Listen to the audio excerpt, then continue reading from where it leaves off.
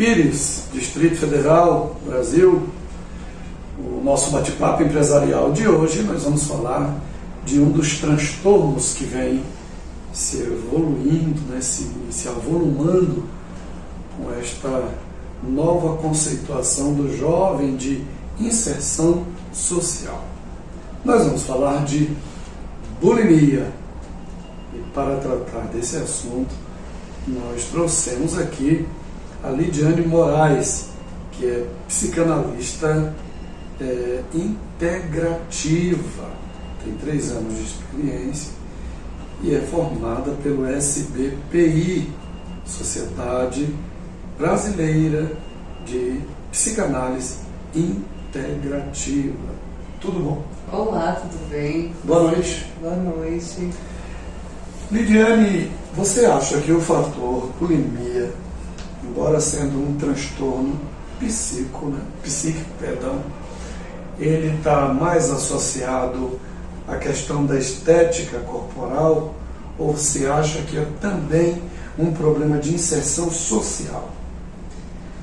Vamos lá. O que nós temos que entender sobre a questão da bulimia é que ela tem um fator psicológico, mas ela também tem um fator comportamental, consequentemente influenciado pela cobrança da sociedade, muitas vezes dos amigos, da família, e isso gera uma carga de responsabilidade nas pessoas de manter o foco naquele corpo, né, naquele biotipo ou definição ou padrão imposto pela sociedade. E muitas vezes isso gera uma pressão tão grande na pessoa que ela busca o subterfúgio de comer em excesso para satisfazer aquela demanda física que ela está necessitando, e posteriormente ela vai e usa métodos como influenciar o vômito ou usar medicações para poder evacuar e se livrar da carga calórica e daquela quantidade de alimentos que ela fez a ingestão. Comer e jogar fora. Sim. Muito bem, mas se a gente trouxer esse grande contexto da vitimização, né, em relação à inserção social, considerando que o jovem hoje é o jovem mais bem informado de toda a era da humanidade, né, por aplicativo, por núcleo, por grupos, né, no WhatsApp, quer dizer, uma série de meios de comunicação integralista. Não seria para se ter uma carga menor do sofrimento no aspecto da inserção? Na verdade, não, porque se a gente for olhar para esse aspecto, a gente vai, como eu falei anteriormente, a gente vai receber ali uma cobrança, entende? E geralmente, o jovem hoje, apesar de ter esse acesso à informação, ele continua lidando com uma série de questões psicológicas, emocionais e, consequentemente, sociais. Como? Eu estou na escola, vamos levar para a questão do bullying. Eu sofro porque eu sou gordo, eu sofro porque eu sou magro, eu sofro porque eu sou preto, eu sofro porque eu sou branco. E às vezes ele não consegue lidar com esse tanto de informações que estão vindo sobre ele. Não só o jovem, às vezes acontece muito também com os adultos, inclusive não é uma característica só do público feminino, como muitas pessoas entendem. Hoje existe uma demanda masculina muito grande também, passando pelo processo do bullying, né? Então, quando eu recebo essa informação, eu vou administrar essa informação interiormente e eu vou ter uma reação com relação a essa informação que foi demandada a mim. Que aí, consequentemente, eu vou externalizar como: opa, o que eu posso fazer para suprir essa carga que eu estou sentindo agora nesse momento? Eu tenho uma comida, então eu vou ali na comida, eu vou comer muito chocolate, eu vou tomar muito refrigerante. É uma fuga. Muito bem. No aspecto da prevenção, da relação ou do tratamento, a família se torna um fator diferencial positivo ou negativamente? Totalmente positivo. Por quê? No caso da bulimia em si, diferente da anorexia, muitas vezes ela não é evidente, porque a pessoa ela não tem literalmente ali, eu vou perder muito peso ou vou ganhar muito peso. É assintomático? É assintomático. E aí, muitas vezes a gente precisa, porque, principalmente no caso da bulimia, precisa partir da pessoa entender que ela tem a necessidade de ser ajudada, e aí depois o profissional da área, que no caso envolve vários profissionais, não só o psicólogo, como muitas pessoas entendem, nós precisamos da ajuda do psicólogo, do psiquiatra, porque ele vai entrar com uma compensação medicamentosa, tá? E da ajuda do nutricionista também, porque ele vai fazer esse acompanhamento. E aí, consequentemente, a gente também precisa do apoio familiar. Por quê? Porque é a família que vai fazer essa supervisão. Mas aí a gente bate numa questão assim, que eu diria que é uma barreira conceitual. Porque eu compreendo que quem tem um transtorno, naturalmente não se reconhece com transtorno. E isso é uma situação muito complicada, porque a família tende a demorar a fazer esse reconhecimento, a compreender isso. Então, se a família tem a dificuldade do reconhecimento, até pela questão da negação, é possível dizer que quando a família detecta, a situação já está avolumada, já está numa fase já mais adiantada? Sim. Porque o que acontece? Quando a pessoa ela desenvolve o processo de bulimia, para ela mesma reconhecer que ela precisa de ajuda, ela leva no mínimo de 1 a 2 anos. Por quê? A bulimia ela começa a ter aspectos no físico dessa pessoa. Ela vai ali alterar o sistema gástrico, ela começa a gerar uma pressão psicológica a ponto dela muitas vezes chegar ao ponto de se mutilar. Entende? Então ela começa a ir para outros âmbitos, ela começa a ter depressão, ela começa a ter um processo de ansiedade muito grande, e aí muitas vezes, inclusive, quando essas pessoas chegam ao meu consultório, ela chega assim: eu tenho um processo de ansiedade muito profundo, mas quando nós fazemos ali a identificação, a gente vai saber que a causa não é a depressão, não é a ansiedade. Ela começou com uma bulimia por conta de alguma pressão, às vezes na faculdade, estava muito sobrecarregada na faculdade, e aí ela começa a buscar subterfúgio na comida.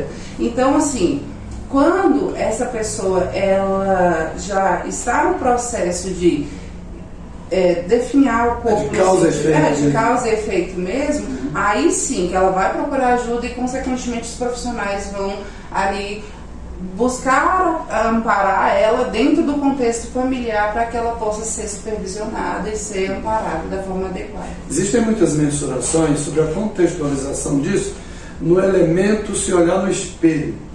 Isso é fantasia? É apenas uma falácia? Ou é real que a pessoa que está sob o contexto da bulimia, ela, por mais magra que seja, se enxerga gorda? Isso é fato ou é apenas uma fala comum?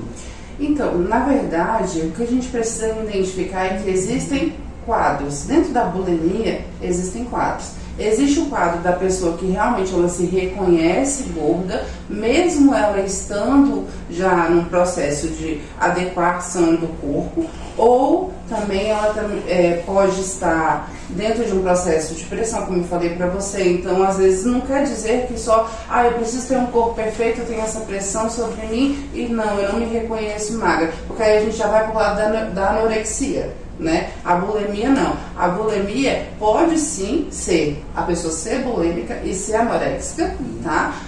Como também ela pode simplesmente ser bulímica, não se reconhece magra, ela está satisfeita com o corpo dela, só que ela quer buscar um respaldo ali na comida para suprir uma necessidade sentimental, emocional, psicológica. Então, o que a gente tem que entender? Que a bulimia, ela tem uma outra causa abaixo dela.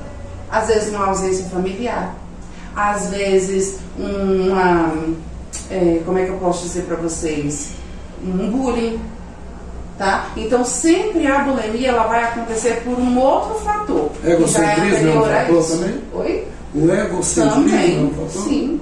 Porque as pessoas egocêntricas, elas tendem a se afastar, elas tendem a se isolar. Bom, Vamos imaginar que nesse momento tenha 1, 2, 10 ou mais famílias que tenham familiares seus passando por um quadro bulêmico, ou então que a gente pode ajudá-los a identificar uma pré-bulimia. Não sei se a gente pode utilizar essa linguagem, né, como uma linguagem real para o que eu quero dizer. Que conselhos você dá para esses pais, para esses irmãos, parentes, para que eles possam estar mais atentos e, consequentemente, ter um reconhecimento precoce o mais rápido possível? Então, vamos lá. Como que nós podemos identificar uma pessoa que está em estado de bulimia, tá? Uma condição de bulimia? Eu tenho que observar se essa criança, esse adolescente, ou essa pessoa, ela não tem buscado um estado de isolamento muito recorrente, se ela usa muitas roupas para tampar os pulsos, porque uma característica do bulêmico, que já está em processo há mais de 6 meses, é se automutilar, tá? E muitos pais às vezes não identificam por quê? Porque eles usam pulseiras, eles usam outras coisas para poder não demonstrar que estão passando por um processo. Observar também a quantidade de alimentos que essa criança, que esse adolescente, que essa pessoa está ingerindo, e observar, opa, essa pessoa está ingerindo essa quantidade de alimentos, está inadequado, para onde que está indo esse alimento, né? Porque o que acontece? Uma característica de quem faz ingestão de alimentos em excesso é o quê? A ganho de peso, né? Então, e muitos pais às vezes têm o mau hábito de dizer que meu filho está comendo muito porque ele está em fase de crescimento. Mas isso é uma questão que pode sim estar ocorrendo, mas que os pais têm que ficar alerta, que os familiares têm que ficar alerta nesse critério, nessa questão. Descobriu o que fazer? Descobriu, procurar primordialmente um psicólogo, tá? E a questão do psicólogo é algo muito pontual, porque necessita-se que o adolescente, que a pessoa, que a criança tenha uma identificação. Então, essa busca pelo terapeuta, pelo psicólogo, não é uma busca, o primeiro psicólogo que eu encontrei, eu já vou ter ali a sorte voltada para mim e para minha criança. Não, você tem que respeitar o processo do seu filho, o processo da pessoa. Se ela disser para você, não, eu não gostei desse psicólogo, então vamos procurar um outro psicólogo, mesmo que essa pessoa seja referência, porque o ideal é que haja uma identificação, uma empatia entre o profissional e a pessoa ser tratada, para que haja resolutiva no tratamento. Bom, aí é interessante uma questão, você que está nos acompanhando, porque quando chega num quadro, né, em que o sintoma virou efeito, a causa é efeito, aí a gente está falando de 2 fatores, o psicológico, mas também o fator reação orgânica. O psicólogo vai tratar do efeito psicológico e do fato em si, da doença em si, que é o sintoma, que aí vai causar dor de garganta, vai causar refluxo, azia e tal. O psicólogo também trata disso? Não. Aí nesse caso especificamente, o psicólogo ele vai encaminhar ou o indivíduo ou a família para procurar um gastroenterologista, o clínico médico e principalmente o psiquiatra, porque um psicólogo ele sempre vai trabalhar em conjunção com o psiquiatra, porque o psicólogo ele não é responsável pela parte medicamentosa. O único que pode passar o medicamento para gerar essa compensação, né, de equilíbrio emocional, no sentido literal, é o psiquiatra. Então, consequentemente, é uma ação conjunta. O psicólogo sozinho, ele não vai ter uma resolutiva totalmente positiva, digamos assim, se ele não trabalhar em conjunto com os outros profissionais adequados.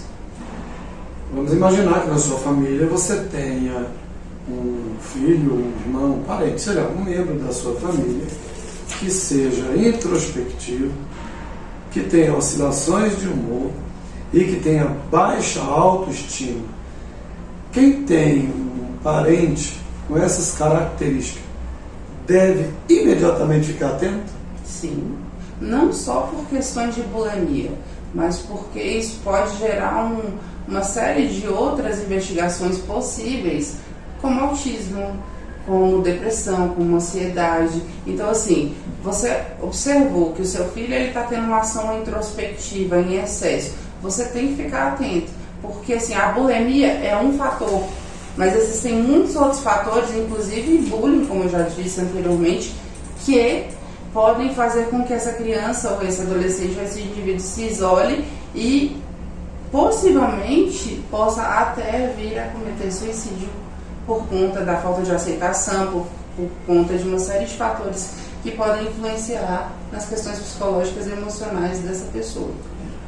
Como compreender que uma sociedade tão liberta, tão esclarecida, com tantas possibilidades, onde a inserção social é fator natural e inclusive judicial. Hoje, o fator de inserção é uma consciência não só pessoal, mas jurídica também. Antigamente se falava que o ser humano se retraía porque ele não tinha liberdade de fala, de expressão, de posicionamento, de ser ele mesmo. Nós vivemos num mundo, não só o Brasil, num mundo onde as pessoas são o que são e a gente convive bem, com todo respeito, mesmo com as contradições. Aí, usando a palavra contradição, eu te pergunto, não é contraditório onde as pessoas têm a liberdade de se inserir, de conhecer? A gente tem um mundo cuja maior doença é psicológica. É interessante essa sua pergunta, porque realmente nós vivemos numa sociedade a qual nós temos acesso à informação, só que nós usamos essa informação muitas vezes de maneira inadequada. Vamos supor, hoje nós temos acesso à internet, à informatização, que vem um monte de informações dentro desse sistema, desse universo que é a internet. Só que há muitas pessoas, eu não vou dizer todas as pessoas, mas muitas pessoas não sabem lidar, administrar ou até mesmo acessar a informação. Você quer ver? Um jovem, ele tem ali disponível a internet. Ele pode estudar, ele pode fazer cursos, ele pode ter uma série de benefícios dentro desse âmbito, mas ele não utiliza. Por quê? Porque o foco dele naquele momento é relacionamental com as pessoas da idade dele, é para jogos, é para coisas que muitas vezes não vão contribuir com a trajetória. Núcleos de relacionamento. Sim, entende? Então a questão não é a informação estar disponibilizada, é o cidadão entender que ele tem a informação e que ele pode fazer o uso dela da forma adequada. Eu gosto muito da Bíblia como um livro histórico e filosófico, né? O senhor é formado em psicologia e filosofia, né? Então, assim, eu gosto muito da Bíblia como um livro filosófico. E lá fala assim, que o meu povo perece por falta de conhecimento, porque os líderes não trazem esse conhecimento da forma adequada. E aí, seu Anchieta, eu acho que é muito fácil a gente disponibilizar uma série de conteúdos, mas a gente não instruir essa pessoa de que, por exemplo, no site do Ministério da Saúde ou da Secretaria de Saúde, tem lá que tem uma equipe de acompanhamento para poder amparar essas pessoas que estão passando pelo processo de bullying, tá? Que é o GAPA.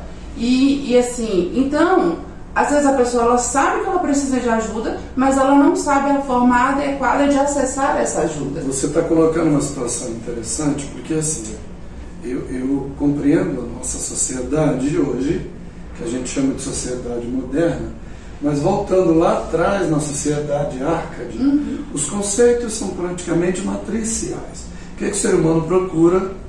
Inserção, núcleos de afinidade e principalmente ser feliz. O problema às vezes é que ser feliz de que modo? Mas aí trazendo para a questão da sociedade nossa, essa sociedade da era moderna, da era tecnológica, da era da, eu não vou dizer liberalidade, eu vou chamar de liberdade mesmo, porque porque a gente tem a liberdade. Mas vamos trazer isso para o núcleo da família. Os pais cruzam com os filhos de vez em quando, Sim. trabalham cada vez mais, ganhando cada vez menos, e aí o filho cai na selva. Não seria esse um dos fatores primordiais para tantos problemas psicológicos? Há uma parcela, na verdade, tá, de responsabilidade da estruturação. Porque se nós formos parar para pensar, nós somos seres programáveis. Desde o momento da nossa concepção, nós trazemos o quê? Uma carga genética, tá? Uma carga hereditária que é oriunda dos nossos pais, que já é o quê? Uma informação que é suplementada nesse embrião, tá? E aí, consequentemente, eu começo a receber uma carga de informações da minha mãe que está gestando. Após o nascimento, eu vou ser inserido num núcleo familiar, o qual eu vou receber várias informações e vou começar a ser programado em vida. Então, sim, a responsabilidade primária é do Instituto Família, da instituição Família, né? Só que a gente não pode simplesmente chegar e falar assim, nossa, a responsabilidade é dos pais, porque muitas vezes esses pais também já vêm de uma estruturação que está inadequada ou que já sofreu por um processo que foi interrompido de uma forma... Você está falando de influenciadores externos. Sim. Mas, estou perguntando, você que é especialista, né? Eu estou perguntando, o ser humano, as pessoas dizem que o ser humano é produto dos meios. Essa afirmação, para mim, ela caiu há 300 anos atrás.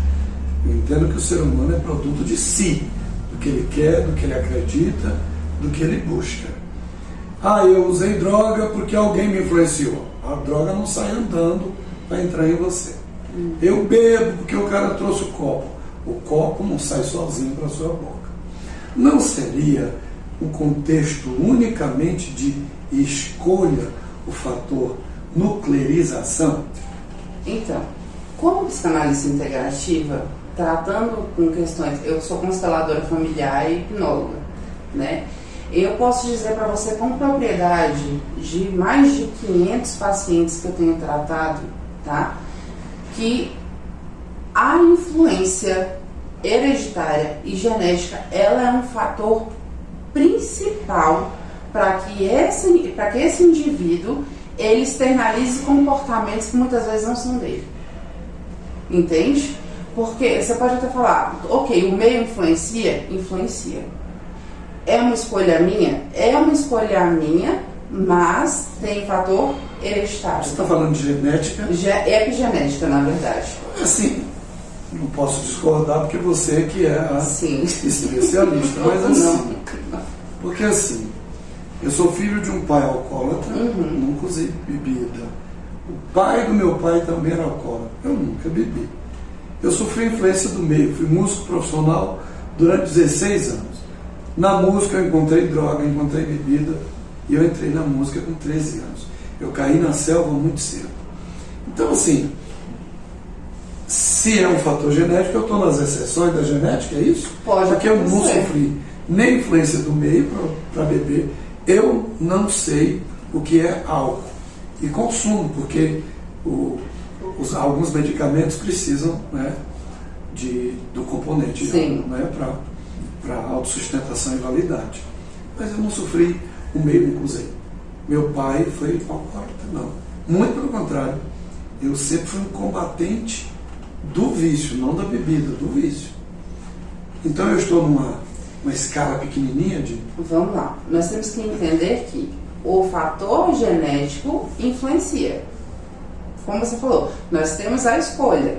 Eu posso sim escolher dar continuidade nesse ciclo ou não, eu posso quebrar. No caso da constelação familiar, nós utilizamos a constelação familiar para ajudar pessoas que não conseguem quebrar esse ciclo, entende? Mas sim, você pode se considerar uma exceção ou não. Você pode perceber que talvez esse seu comportamento de ir contra a bebida é o quê? É externalizando o sentimento de que eu não quero replicar o que os meus antepassados Já fizeram, porque eu reconheço as consequências das atitudes, das ações com as quais eles lidaram durante o processo deles. Eu tenho uma referência no que você está falando, do contexto histórico, mas o que me levou a nunca usar bebida é porque eu sou um cara que a minha mente ela tem um raciocínio chamado raciocínio lógico. Sim. Eu analiso, a droga me leva para onde? Para a droga.